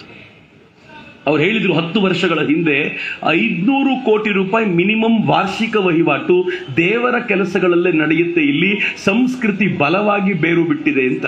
ಇವತ್ತು 500 ಕೋಟಿ ಅಲ್ಲ, ಮಿನಿಮಮ್ 750 ಕೋಟಿಯಿಂದ 1,000 ಕೋಟಿ ರೂಪಾಯಿವರೆಗೂ ಇದಿರಬಹುದು ಅಂತ ನನಗನ್ಸುತ್ತೆ. ಇವರೆಲ್ಲರಿಗೂ ಕೂಡ ಈ ಸಂಸ್ಕೃತಿಯ ಬೇರು ಏನು ಆಳಕ್ಕಿಳಿದಿದೆಯಲ್ಲ, ಇದನ್ನ ಹಾಳು ಮಾಡಬೇಕು ಎನ್ನುವಂತ ಪ್ರಯತ್ನ ಇದೆ. ಮತ್ತು ಅದರ ಕೇಂದ್ರ ಯಾವುದಾದ್ರೂ ಇದ್ರೆ ಅದು ಧರ್ಮಸ್ಥಳ ಅಂತ. ಮಿತ್ರ, ಧರ್ಮಸ್ಥಳದ ವೈಶಿಷ್ಟ್ಯ ಏನು ಅಂತಂದ್ರೆ, ಧರ್ಮಸ್ಥಳ ಬರೀ ತಾನು ಮಾತ್ರ ಗಟ್ಟಿಯಾಗಿ ಉಳ್ಕೊಂಡಿಲ್ಲ, ಇಡೀ ರಾಜ್ಯವನ್ನ ಬಲವಾಗಿ ಹಿಡ್ಕೊಂಡಿದೆ. ನಾನು ಪದೇ ಪದೇ ಎಲ್ಲ ಕಡೆಗಳಲ್ಲಿ ಹೇಳ್ತಿದ್ದೆ, ಎಲ್ಲ ಹೋರಾಟಗಾರರಿಗೂ ಗೊತ್ತು, ಸೌಜನ್ಯನ ಹತ್ಯೆಯ case open and shut, close ಆಗೋಗಿದೆ. ಇವರ ನೇತೃತ್ವ ವಹಿಸಿದ ಒಬ್ಬ ವ್ಯಕ್ತಿ ಒಂದು ಸ್ಟಿಂಗ್ ಆಪರೇಷನ್ ಅಲ್ಲಿ ಮಾತನಾಡ್ತಾ ಏನ್ ಹೇಳ್ತಾನೆ ಗೊತ್ತಾ? ಆತ ಮಾತನಾಡ್ತಾ ಹೇಳ್ತಾನೆ, ಸೌಜನ್ಯನ ಕೇಸ್ ಮುಗಿತು, ಇದರಿಂದ ಧರ್ಮಸ್ಥಳಕ್ಕೆ ಏನೂ ಮಾಡ್ಲಿಕ್ಕಾಗೋದಿಲ್ಲ, ನಾವು ಹೊಸದನ್ನೇನೋ ಕೆದಕಬೇಕು ಅಂತ ಆತ ಹೇಳಿದ್ದಾನೆ. ಆ ಕೆದಕುವ ಧಾವಂತದಲ್ಲೇ ಅವರಿಗೆ ಅಜ್ಜಿ ಸಿಕ್ಕಿದ್ರು. ವಸಂತ್ ಬಹಳ ಚೆನ್ನಾಗಿ ಹೇಳಿದ್ರು, ಒಬ್ಬ ಅಜ್ಜಿ ಎಂತ ಕೆಟ್ಟ ಜನ ರೀ. ಒಬ್ಬ ಅಜ್ಜಿ ಬರ್ತಾಳೆ, ನನಗೆ ದೇವಸ್ಥಾನದಿಂದ ಜಾಗದ ವಿಚಾರದಲ್ಲಿ ತೊಂದರೆ ಆಗಿದೆ ಅಂತ. ತೊಂದರೆ ಏನು? ನಾನು ಹಿಂಗಂದ್ರೆ ಮತ್ತೆ ತಪ್ಪು ಮೆಸೇಜ್ ತಗೊಂಡು ಹೋಗ್ಬಿಡ್ತೀರ, ಅದಕ್ಕೆ ಕ್ಲಿಯರ್ ಮಾಡ್ತೀನಿ ನಿಮ್ಗೆ. ತೊಂದರೆ ಏನು? ಆ ಅಜ್ಜಿಯ ಚಿಕ್ಕಪ್ಪ ತನ್ನ ಜಾಗವನ್ನ, ತನ್ನ ಊರಿನಲ್ಲಿ ತನ್ನ ಹೆಸರಲ್ಲಿದ್ದ ಜಾಗವನ್ನ ತನ್ನ ಮಕ್ಕಳು ಮೊಮ್ಮಕ್ಕಳಿಗೆ ಕೊಡದೆ ವೀರೇಂದ್ರ ತಗೊಂಡಿದ್ದ. ಅಷ್ಟೇ ಅಲ್ಲ ಮಿತ್ರರೇ, ಪುಟ್ಟದೊಂದು ಜಾಗವನ್ನು ತಗೊಂಡು ಅಕ್ಕಪಕ್ಕದಲ್ಲಿರುವಂತಹ 10-12 ಎಕರೆ ಜಮೀನನ್ನು ಖರೀದಿ ಮಾಡಿ ಅಲ್ಲಿ ಒಂದು ಅದ್ಭುತವಾಗಿರುವಂತ ನ್ಯಾಚುರೋಪತಿ ಹಾಸ್ಪಿಟಲ್ ನ ನಿರ್ಮಾಣ ಮಾಡಿದ್ರಲ್ಲ, ಅದು ವೀರೇಂದ್ರ ಹೆಗಡೆ ಅವರು ಮಾಡಿದ ಮ್ಯಾಜಿಕ್. ಈಗ ಈ ಹೆಣ್ಮಗಳಿಗೆ ಕೋಪ ಬಂತು. ನನ್ನ ಚಿಕ್ಕಪ್ಪ ಅಂದಾಗ ನನ್ನ ಸೈನ್ ಇಲ್ಲದೆ ಹೆಂಗೆ ದಾನ ತಗೊಂಡ್ರು? ಕೊಟ್ಟು ಚಿಕ್ಕಪ್ಪನ ಮೇಲೆ ಕೋಪ ಇಲ್ಲ, ದಾನ ತಗೊಂಡ ವೀರೇಂದ್ರ ಹೆಗಡೆ ಅವ್ರ ಮೇಲೆ ಕೋಪ. ಯಾರೋ ಪತ್ರಕರ್ತರು ಕೇಳಿದ್ರು, ಅಲ್ಲ ತಾಯಿ, ನಿಮ್ ಚಿಕ್ಕಪ್ಪ ಕೊಟ್ರೆ ಅವ್ರದ್ದೇನು? ಅಲ್ಲ, ಅವ್ರು ಬುದ್ಧಿವಂತರಲ್ಲ, ಅವ್ರು ದೊಡ್ಡವರಲ್ಲ, ವಂಶವೃಕ್ಷವನ್ನು ನೋಡಿ ಈ ಒಬ್ಬಳು ಹೆಣ್ಮಗಳಿದ್ದಾಳೆ, ನಾಳೆ ಒಂದು ದಿನ ಇವಳು ಅಜ್ಜಿಯಾಗಿ ಬರಬಹುದು, ಅದಕ್ಕೋಸ್ಕರ ನಾನು ಅವಳ ಮಾತು ಕೇಳಬೇಕು, ಅವಳ ಹತ್ರ ಒಂದು ಸೈನ್ ತಗೋಬೇಕು ಅಂತ ಅವ್ರಿಗೆ ಅನ್ನಿಸ್ಬೇಕಿತ್ತಂತೆ. ಶಬಾಷ್, ಆಯ್ತಪ್ಪ, ಈ ಹೆಣ್ಮಗಳು ನಿಮ್ಮ ಹತ್ರ ಬಂದು ಕೇಳಿದ್ರು ಈ ತರದೊಂದು ಪ್ರಾಬ್ಲಮ್ ಇದೆ, ನಾನ್ ಬೇಕಿದ್ರೆ ಮೀಡಿಯಾ ಮುಂದೆ ನಿಂತ್ಕೊಂಡು ಹೇಳ್ತೀನಿ ಅಂತಂದ್ರೆ, ಇಲ್ಲ, ಇದು ಸೆನ್ಸೇಷನ್ ಕ್ರಿಯೇಟ್ ಮಾಡಲ್ಲ, ನಿನ್ಗೊಂದು ಮಗಳಿದ್ರೆ ಚೆನ್ನಾಗಿರತ್ತೆ, ಒಂದು ಮಗಳ ಹೆಸರು ಹೇಳು ಅಂತ ಆಕೆಯ ಬಳಿ ಕೇಳ್ಕೊಂಡು ಒಂದು ಮಗಳ ಹೆಸರು ಕೇಳಿ, ಆಕೆ ಕಲ್ಕತ್ತಾದಲ್ಲಿ ಕೆಲಸ ಮಾಡ್ತಿದ್ಲು 9 ವರ್ಷ ಎನ್ನುವ ಒಟ್ಟಾರೆ ಕಥೆಯನ್ನ ಸೃಷ್ಟಿ ಮಾಡಿ, ಆ ವಯಸ್ಸಿನಲ್ಲಿ ಆಕೆಗೆ ಅದನ್ನ ಮೆಮೊರೈಸ್ ಮಾಡಿಸಿ ಫೈನಲಿ ಟಿವಿ ಮುಂದೆ ಕರ್ಕೊಂಡು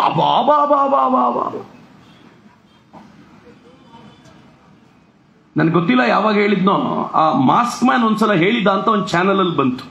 ಇವರೆಲ್ಲ ಪದೇ ಪದೇ ನನಗೆ ಹೇಳಿದ್ರು, ಹಳ್ಳದಲ್ಲಿ ಇದೆ ಅಂತ ಹೇಳು, ಅಲ್ಲಿ ಹುಡುಕ್ಲಿ ಅವರು ಅಂತ ಹೇಳು ಅಂತ. ನಂಗೆ ಧೈರ್ಯ ಇರಲಿಲ್ಲ. ಕೊನೆಗೆ ಯಾವಾಗ ಅನನ್ಯ ಭಟ್ನ ತಾಯಿ ಬಂದು ಹೇಳ್ತೀನಿ ಅಂದ್ರೋ ಆಗ ನನಗೆ ಧೈರ್ಯ ಬಂತು ಅಂತ. ಇವನಿಗೆ ಧೈರ್ಯ ತುಂಬಲಿಕ್ಕೆ ಅವಳಿಗೆ ಧೈರ್ಯ ತುಂಬಲಿಕ್ಕೆ ಇವನು. ಆದ್ರೆ ನಾವು ಹೆಂಗಿದ್ವಿ ಗೊತ್ತಾ? ನಾವು ಕಾದು ನೋಡುವ ತಂತ್ರ ಅನುಸರಿಸ್ತಾ ಇದ್ವಿ. ಬಹಳ ಬುದ್ಧಿವಂತರು. ಈ ರಾಮರಾವಣರ ಯುದ್ಧ ನಡೆಯುವಾಗ ದೇವತೆಗಳ ರೋಲ್ ನಮ್ದು. ಅವ್ರು ಜೈ ಅಂತಿದ್ರಂತ ಯುದ್ಧದ ಉದ್ದಕ್ಕೂ. ಯಾರಿಗೆ ಅಂತ ಹೇಳ್ತಿರ್ಲಿಲ್ಲ. ರಾಮ ಗೆದ್ರೆ ರಾಮನಿಗೆ ಜೈ ಅಂತ ಕೊನೆಯಲ್ಲಿ ಸೇರಿಸುದು, ರಾವಣ ಗೆದ್ದು ಬಿಟ್ರೆ ರಾವಣನಿಗೆ ಜೈ ಅಂತ ಹೇಳುದು. ಹಂಗೆ ಕೂತು ನೋಡ್ತಾ ಇದ್ವಿ. ಯೋಚನೆ ಮಾಡಿ ಮಿತ್ರರೇ, ನಾನು ಇವತ್ತು ನಿಮ್ಮನ್ನು ಓಪನ್ ಪ್ರಶ್ನೆ ಕೇಳಬೇಕು. ಅಕಸ್ಮಾತ್ ಆ 13 ಹೊಂಡಗಳಲ್ಲಿ ಒಂದಾದ್ರೂ ಹೊಂಡದಲ್ಲಿ ಒಂದು ಹೆಣ್ಣು ಮಗಳದ್ದೇನಾದ್ರೂ ಸ್ಕೆಲಿಟನ್ ಸಿಕ್ಕಿದ್ದಿದ್ರೆ ಯಾವ ಟಿವಿ ಮಾಧ್ಯಮಗಳಾದ್ರೂ ಅನನ್ಯ ಭಟ್ ಯಾರು ಅಂತ ಹುಡುಕಾಡುವ ಪ್ರಯತ್ನ ಮಾಡ್ತಿತ್ತ? ಯಾರು ಮಾಡ್ತಿರ್ಲಿಲ್ಲ ರೀ.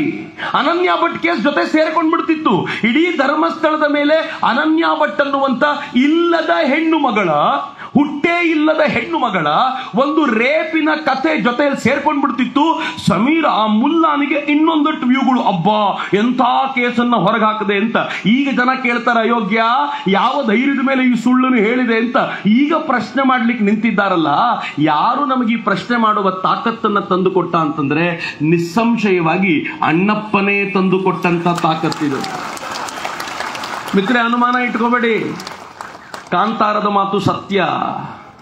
ನೀನು ಇಲ್ಲಿ ಏನು ಮಾಡ್ತೀಯೋ ಮಾಡು, ನ್ಯಾಯಾಲಯದ ಮೆಟ್ಟಿಲ ಮೇಲೆ ನಿನ್ನ ತೀರ್ಮಾನ ನಾನು ಮಾಡ್ತೀನಿ ಅಂತ ಅಣ್ಣಪ್ಪ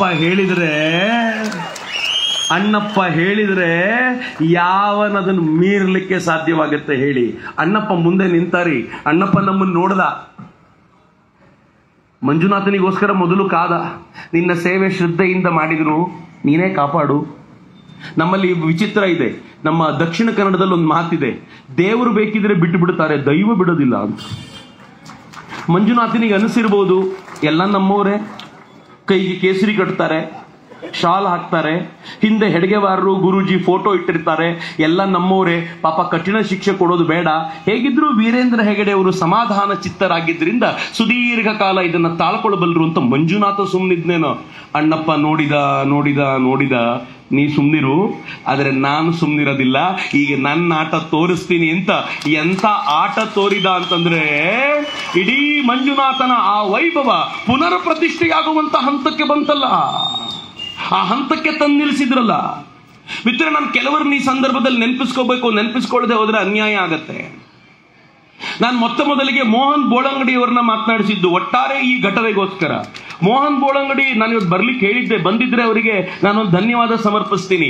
ಯಾವ ಕಾಲದಿಂದಲೂ ಮಜಾ ಏನು ಗೊತ್ತೇನು, ಮೋಹನ್ ಬೋಳಂಗಡಿ ಅವರ ವಿಶೇಷ ಏನು ಅಂತಂದ್ರೆ, ನಾನು ಮೊದಲನೇ ಬಾರಿಗೆ ಈ ಕೇಸನ್ನು ಕೇಳಲಿಕ್ಕೆ ಹೋದಾಗ ಮೋಹನ್ ಬೋಳಂಗಡಿ ಅವರೇ ಆ ಕೇಸ್ ಏನು ಅಂದ್ರೆ ಆ ಕೇಸಿನ ಡೇಟು, ಆ ಕೇಸ್ ಆಗಿದ್ದಲ್ಲಿ, ಯಾರು ಮಾಡಿದ್ದು, ಹೇಗ್ ಮಾಡಿದ್ದು, ಪ್ರತಿಯೊಂದು ವಿವರವನ್ನ ಕಣ್ಣಿಗೆ ಕಟ್ಟುವಂತೆ ಎಕ್ಸ್ಪ್ಲೈನ್ ಮಾಡ್ತಿದ್ರು. ಇವರು ವಿಡಿಯೋಗಳನ್ನು ನೋಡಿದ ನಂತರ ಯಾವ ಪ್ರಶ್ನೆ ಕೇಳಿ ಮೋಹನ್ ಬೋಳಂಗಡಿ ಅವ್ರ ಹತ್ರ ಉತ್ತರ ಇರ್ತಿತ್ತು. ನನಗನ್ನಿಸ್ತು, ಮೋಹನ್ ಬೋಳಂಗಡಿ ಅವರೇ ನೀವು ಬೀದಿಗೆ ಬಂದು ಮಾತನಾಡ್ಬೇಕ್ರಿ.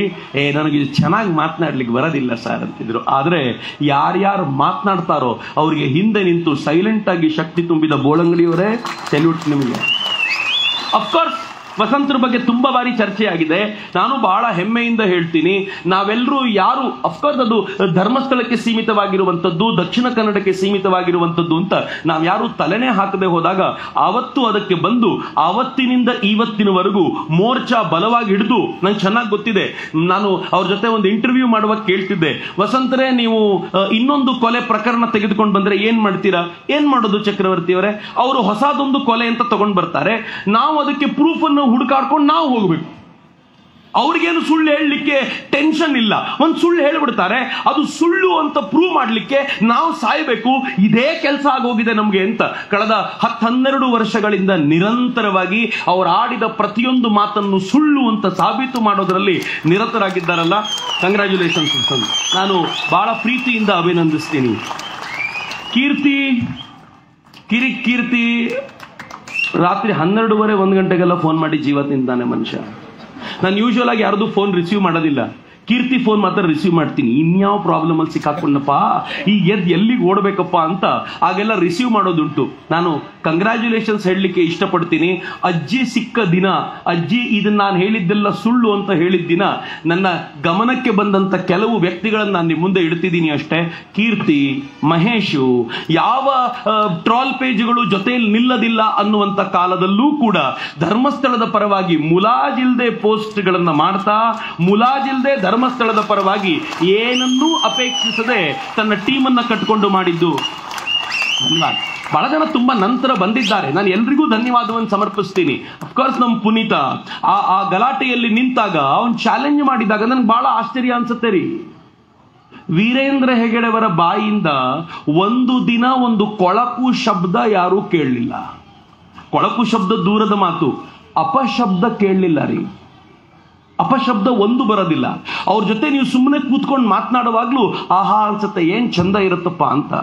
ಒಬ್ಬ ತಾಯಿ ನನಗೆ ಫೋನ್ ಮಾಡಿದ್ರು, ವೀರೇಂದ್ರ ಹೆಗಡೆ ಅವರ ವ್ಯಕ್ತಿತ್ವ ಎಂಥದ್ದು ಅಂತ ಹೇಳಲಿಕ್ಕೆ.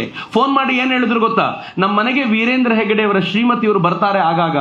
ಅವ್ರು ಬಂದು ಒಂದು 4 ದಿನ ಇದ್ರೆ ಆಗಾಗ ವೀರೇಂದ್ರ ಹೆಗಡೆ ಅವರು ಬರ್ತಾರೆ. ಬಂದ ತಕ್ಷಣ ಮೊದಲು ತನ್ನ ಹೆಂಡತಿನ ಮಾತಾಡಿಸ್ತಾರಂತೆ, ಹೇಗಿದ್ದಿ, ಚೆನ್ನಾಗಿದ್ದೀಯಾ, ಅಷ್ಟೇ. ನೆಕ್ಸ್ಟ್ ಏನ್ ಮಾತು ಗೊತ್ತಾ, ಅದು ಒಂದು 4 ಜನ ಈ ಪ್ರಾಬ್ಲಮ್ ಹೇಳ್ಕೊಂಡು ಬಂದಿದ್ರು, ಈ ಪ್ರಾಬ್ಲಮ್ಗೆ ಏನ್ ಮಾಡಬೇಕು ಅಂತ ಗೊತ್ತಾಗ್ತಾ ಇಲ್ಲ ಅಂತ ಆ ಪ್ರಾಬ್ಲಮ್ ಡಿಸ್ಕಷನ್ ಮಾಡೋದು. ಇನ್ನೊಂದು ಪ್ರಾಬ್ಲಮ್ ತಗೊಳ್ಳೋದು, ಅದ್ರ ಬಗ್ಗೆ ಮಾತನಾಡೋದು. ನಿನ್ನ ವಾತ್ಸಲ್ಯ ಯೋಜನೆ ಇದೆಯಲ್ಲ, ಅದರಲ್ಲಿ ಇಂಥದ್ದೊಂದು ಸಮಸ್ಯೆ ಇದೆ, ಅದನ್ನ ಸರಿ ಮಾಡಬೇಕು ಅಂತ. ಈ ತಾಯಿ ಕೇಳಿದ್ರಂತೆ, ನೀವು ಗಂಡ ಹೆಂಡತಿ ಇದು ಬಿಟ್ರೆ ಬೇರೆ ಮಾತೇ ಆಡಲ್ವಾ? ನೆಕ್ಸ್ಟ್ ಅವ್ರು ಹೇಳಿದ್ ಬಹಳ, ನಾನು ಅವತ್ತು ಬೆಳಗ್ಗೆ ಸ್ವಲ್ಪ ಬೇಗ ಕಾಲ್ ಮಾಡಿದ್ರು. ಅವರು ಮಾತನಾಡಿದ್ದನಂತ ನಂಗೆ ಹೇಳಿದಾಗ ಬಹಳ ಬೇಸರ ಅನ್ನಿಸ್ತು. ಆ ತಾಯಿ ಕೇಳಿದ್ರಂತೆ, ಗಂಡ ಹೆಂಡತಿ ಬೇರೆನೂ ಮಾತಾಡೋದು ಇರುತ್ತಾ? ಮದುವೆ ಆದಾಗಲಿಂದ ಇವತ್ತಿನವರೆಗೂ ತಮ್ಮ ನಡುವೆ ಬೇರೆ ಮಾತೇ ಆಡಿಕೊಳ್ಳದೆ ಸಮಾಜದ ಒಳಿತಿಗೋಸ್ಕರ ಹಗಲು ರಾತ್ರಿ ಕೆಲಸ ಮಾಡೋ ಮನುಷ್ಯರನ್ನ ಹೊಲಸು ಪದಗಳಿಂದ ನಿಂದಿಸುವಂತ ವ್ಯಕ್ತಿಗಳು ಹೆಂಗೆ ಮಿತ್ರ? ಬಹಳ ಜನ ಆ ಥರದವರು. ನಾನು ತನ್ವೀರನ್ನ ನೆನಪಿಸ್ಕೋತೀನಿ. ತನ್ವೀರ್ ಬಹಳ ಜೊತೆಯಲ್ಲಿ ನಿಂತರು. ನಾನು ಯಾವ ವಿಚಾರವನ್ನು ಹೇಳುವಾಗಲೂ ಕೂಡ ಅವರಿಗೊಂದು ಕಾಲ್ ಮಾಡಿದ್ರೆ ಅದಕ್ಕೆ ಬೇಕಾಗಿರುವ ವ್ಯವಸ್ಥೆಯನ್ನು ಮಾಡ್ತಿದ್ರು. ಎಲ್ಲ ಯೂಟ್ಯೂಬರ್ಗಳು ಧರ್ಮಸ್ಥಳದ ವಿರುದ್ಧವಾಗಿ ಬಲವಾಗಿ ನಿಂತು ಯಾರ್ಯಾರ ಧರ್ಮಸ್ಥಳದ ಪರವಾಗಿ ಮಾತನಾಡ್ತಾರೋ ಅಂಥ ಅವರನ್ನ ವಾಚಾಮಗೋಚರವಾಗಿ ಬೈಯುವ ಹಂತದಲ್ಲೂ ಕೂಡ ನಮ್ಮ ವಿಕಾಸ ಮೈಸೂರಿನಲ್ಲಿ ನಿಂತುಕೊಂಡು ಹಗಲು ರಾತ್ರಿ ಕೆಲಸ ಮಾಡಿದ್ದಾನೆ. ಧರ್ಮಸ್ಥಳದ ಪರವಾಗಿ 4 ಮಾತು ಬರೆಯೋದಕ್ಕೆ ಅಂಜುತ್ತಾ ಇರುವಾಗ ಆ ಧರ್ಮಸ್ಥಳದ ಪರವಾಗಿ ಧೈರ್ಯವಾಗಿ ಬರೆಯೋದಕ್ಕೆ ಜಿತೇಂದ್ರ ಕುಂದೇಶ್ವರರು ಬಂದಿರಬಹುದು ಅಂತ ಅನ್ಕೋತೀನಿ ನಾನು. ಇವತ್ತು ನಿಂತ್ಕೊಂಡು ಕೆಲಸ ಮಾಡಿದವರಿದ್ದಾರೆ. ಅದನ್ನು ಬಿಟ್ಟು ಕೂಡ ಅನೇಕರು ಹೋರಾಟದ ಹಾದಿಯಲ್ಲಿ ಜೊತೆಯಲ್ಲಿ ನಿಂತ್ಕೊಂಡು ಇದು ಕೊನೆಗೆ ಮುಟ್ಟಿಸ್ಲೇಬೇಕು ಅಂತ ಹಠ ಹಿಡಿದ ಎಲ್ಲರಿಗೂ ನಾನು ಹೇಗೆ ಧನ್ಯವಾದ ಹೇಳಲಿ? ಅಫ್ಕೋರ್ಸ್ ನಾನು ಅದಕ್ಕೆ ಸೇರಿದವನಲ್ಲ. ನಾನು ಮೊದಲೇ ಹೇಳಿದ್ದೀನಿ ನಿಮ್ಗೆ, ನಾನೇನು ಧರ್ಮಸ್ಥಳದವನಲ್ಲ, ನಾನೇನು ಜೈನರ ಕಮ್ಯುನಿಟಿಗೆ ಸೇರಿದವನಲ್ಲ. ಆದರೆ ಧರ್ಮಸ್ಥಳ ನನ್ನ ಹಿಂದೂ ಕಮ್ಯುನಿಟಿಗೆ ಸೇರಿದ್ದು. ಧರ್ಮಸ್ಥಳದ ಜೈನರು ನನ್ನ ಹಿಂದೂ ಸಮಾಜದ ಅವಿಭಾಜ್ಯ ಅಂಗ. ಧರ್ಮಸ್ಥಳ ನನ್ನ ಪಾಲಿನ ಶ್ರೀ ಕ್ಷೇತ್ರ. ಧರ್ಮಸ್ಥಳವನ್ನ ನನ್ನ ಇಡೀ ಪರಿವಾರ ನಂಬುತ್ತೆ. ಧರ್ಮಸ್ಥಳದಲ್ಲಿರುವಂತಹ ಖಾವಂದರನ್ನ, ವೀರೇಂದ್ರ ಹೆಗ್ಗಡೆಯವರನ್ನ ನನ್ನ ಮನೆಗಳಲ್ಲಿ, ನನ್ನ ಉತ್ತರ ಕನ್ನಡ ದಕ್ಷಿಣ ಕನ್ನಡದ ಮನೆಗಳಲ್ಲಿ ದೇವರು ಅಂತ ದೇವರ ಕೋಣೆಯಲ್ಲಿಟ್ಟಿದ್ದಾರೆ. ನೀವು ಇದರ ಆಘಾತಕ್ಕೆ ಬಂದರೆ ನಾವು ಸಹಿಸಲಾರೆವು ಅಂತ ಹೇಳಬೇಕಾದಂತ ಒಂದು ಅಗತ್ಯ ಇವತ್ತಿದೆ ಅಂತ. ಮಿತ್ರರೇ, ಇದು ಕೊನೆಯಾಗಬೇಕು ಅಂತಂದ್ರೆ ನಾವು ಬಲವಾಗಿ ನಿಲ್ಲಬೇಕು. ಒಂದಷ್ಟು ನಿರ್ಣಯಗಳನ್ನು ಅವ್ರು ಕೊಡ್ತಾರೆ, ನಂದೊಂದಷ್ಟು ನಿರ್ಣಯಗಳಿವೆ. ನಾನೊಂದಷ್ಟು ನಿಮ್ಮನ್ನು ಕೇಳ್ಕೊಳ್ಬೇಕು. ನೀವು ಇವತ್ತು ಮಾಡ್ತೀರಾ ಅಂತ ನನಗೆ ಹೇಳಬೇಕು ಅಷ್ಟೇ. ಚೌತಿ ಹತ್ತಿರಕ್ಕೆ ಬಂತು. ನನ್ನ ಮಿತ್ರರು ಒಂದು ಐಡಿಯಾ ಕೊಟ್ಟಿದ್ದಾರೆ, ನನಗೆ ಬಹಳ ಚೆನ್ನಾಗಿದೆ ಅಂತ ಅನ್ನಿಸ್ತು. ಚೌತಿಯ ಪೆಂಡಾಲ್ನಲ್ಲಿ ಅಣ್ಣಪ್ಪನಿಗೋಸ್ಕರ ಒಂದು ಹುಂಡಿ ಇಡಿ. ಈ ಸಲ ಗಣೇಶನಿಗೆ ಬೇರೆ ಹುಂಡಿ ಇರಲಿ, ಅಣ್ಣಪ್ಪನಿಗೆ ಒಂದು ಹುಂಡಿ. ನಂದು ರಿಕ್ವೆಸ್ಟ್ ಇದು, ನಂಗೆ ಗೊತ್ತಿಲ್ಲ, ನೀವು ಮಾಡ್ಬೋದು ಬಿಡ್ಬೋದು. ಯಾರಿಗೋಸ್ಕರ ಗೊತ್ತಾ ಹುಂಡಿ? ಅಯ್ಯೋ, ನಾನು ತಪ್ಪು ತಿಳ್ಕೊಂಡ್ಬಿಟ್ಟಿದ್ದೆ. ಹೆಂಗೆ ಈಗ ಸರಿ ಮಾಡೋದು ಇದನ್ನ ಅಂತ ಊರೂರಲ್ಲಿ ಅನ್ಕೊಳ್ತಿರ್ತಾರಲ್ಲ, ಅವ್ರಿಗೆ ಹೇಳಿ ಈ ಹುಂಡಿಗೆ ಹಣ ಹಾಕಿ ಇದನ್ನ ಅಣ್ಣಪ್ಪನಿಗೆ ಮುಟ್ಟಿಸ್ತೀವಿ, ಅಣ್ಣಪ್ಪ ನಮ್ ಜನ ಒಳ್ಳೆಯವರು, ಹಿಂಗಾಗಿ ತಪ್ಪಿಲ್ಕೊಂಡಿದ್ದಾರೆ, ಕೋಪಿಸ್ಕೊಳ್ಬೇಡ ಅಂತ ಒಂದು ಹುಂಡಿ ಇಟ್ಟು ಆ ಹುಂಡಿಯಲ್ಲಿ ಹಣ ಕಲೆಕ್ಟ್ ಮಾಡಿ. ಎಲ್ರಿಗೂ ಹೇಳಿ, ಈ ಹುಂಡಿಯಲ್ಲಿ ನಿಮ್ಮ ಮನಸ್ಸಿನಲ್ಲಿ ಲವಲೇಶದಷ್ಟಾದ್ರೂ ಧರ್ಮಸ್ಥಳದ ಕುರಿತಂತೆ ಅಪಚಿಂತನೆ ಬಂದಿದ್ರೆ, ವೀರೇಂದ್ರ ಹೆಗಡೆಯವರ ಕುರಿತಂತೆ ಕೆಟ್ಟ ಆಲೋಚನೆ ನಿಮ್ಮೊಳಗೆ ಬಂದಿದ್ರೆ ಆ ಹುಂಡಿಯಲ್ಲಿ ತಂದು ಹಣ ಹಾಕಿ ಅಂತ ಎಲ್ಲೆಲ್ಲಿ ಚೌತಿಯಲ್ಲಿ ಇಟ್ಟಿರ್ತೀವಿ ಒಂದು ಸಣ್ಣ ಹುಂಡಿ ಇಡಿ. ಯಾವ ಹಣ ಕಲೆಕ್ಟ್ ಆಗುತ್ತೋ ಆ ಹಣವನ್ನು ತೆಗೆದುಕೊಂಡು ಧರ್ಮಸ್ಥಳಕ್ಕೆ ಹೋಗೋಣ.